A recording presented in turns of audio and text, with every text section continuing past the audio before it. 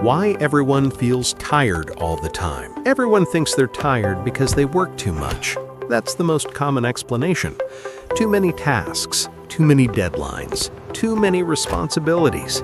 But something strange has been happening over the last few years. People are sleeping more than ever. Sleep tracking apps are everywhere. Fitness watches measure sleep cycles. Entire industries exist just to help people sleep better. At the same time, coffee consumption keeps rising. Energy drinks sell millions of cans every single day.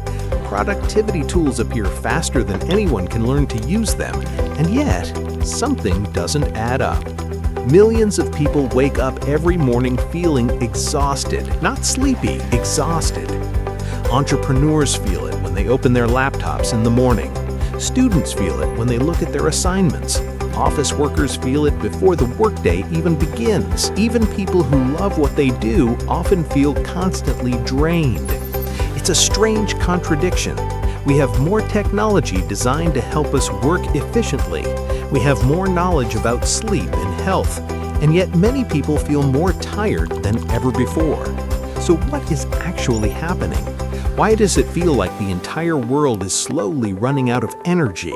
To understand this, we need to look at a strange pattern that one entrepreneur started noticing in his own life. His name is Max Hustle. Max Hustle is an entrepreneur. At least, that's what his calendar says. His mornings follow a routine that probably looks familiar to many people. The alarm rings. Max reaches for his phone. Before even getting out of bed, he checks notifications, messages, emails, calendar updates. Then comes coffee, strong coffee, the kind that promises to wake you up instantly. Max opens his laptop. The screen lights up with dashboards and charts, analytics data, customer numbers, marketing performance. Then come emails, then meetings, then more emails, then more coffee. And somewhere around the middle of the day, Max starts to notice something strange. He hasn't done anything physically exhausting. He hasn't lifted heavy weights. He hasn't run a marathon.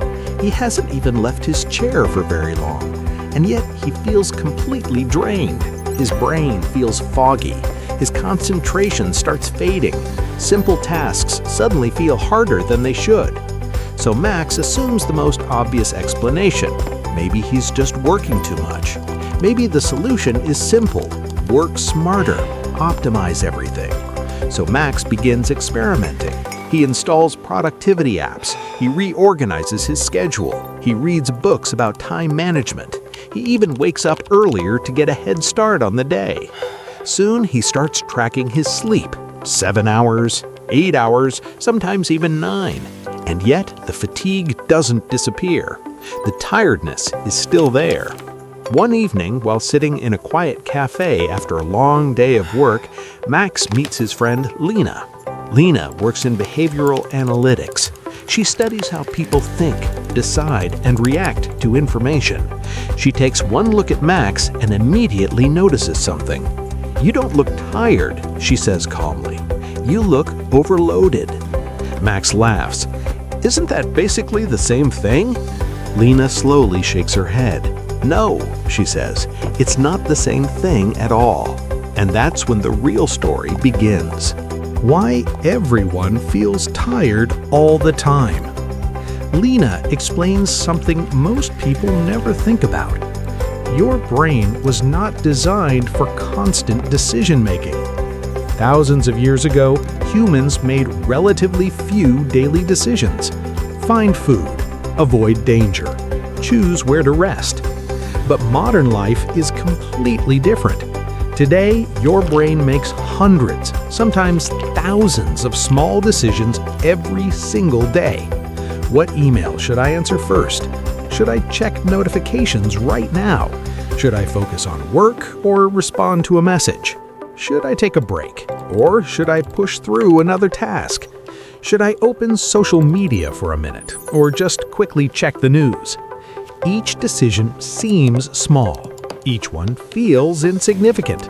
But every single choice consumes a tiny amount of mental energy. Individually, these decisions don't seem like a problem. But when hundreds of them accumulate over the course of a day, something happens. Psychologists call this decision fatigue. The brain slowly loses its ability to focus and think clearly. Max opens his laptop again. Immediately, the screen fills with notifications, Slack messages, email alerts, analytics updates, calendar reminders.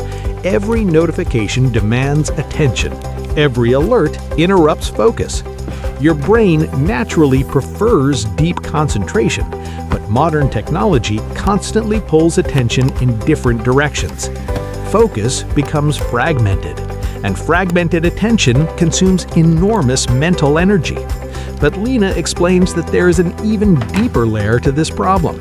Your brain doesn't like unfinished tasks. In psychology, this phenomenon is known as the Zeigarnik effect. It describes the brain's tendency to remember unfinished tasks far more strongly than completed ones. Unfinished work stays active in your mind, even when you're not consciously thinking about it.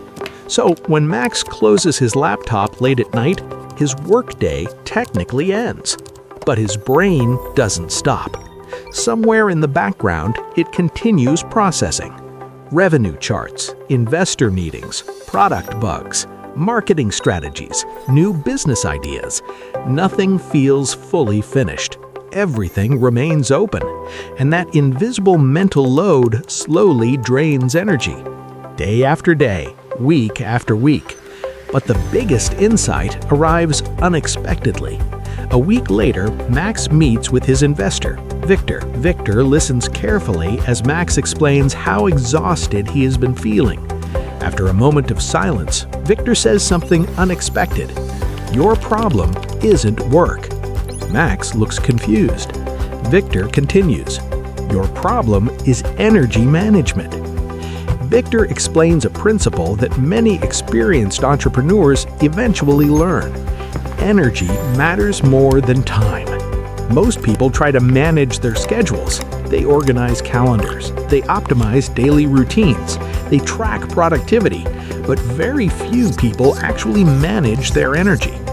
Victor tells Max to stop thinking about his day in terms of hours. Instead, he should think about it in terms of energy cycles. Human brains don't operate at a constant level of performance. They work in waves.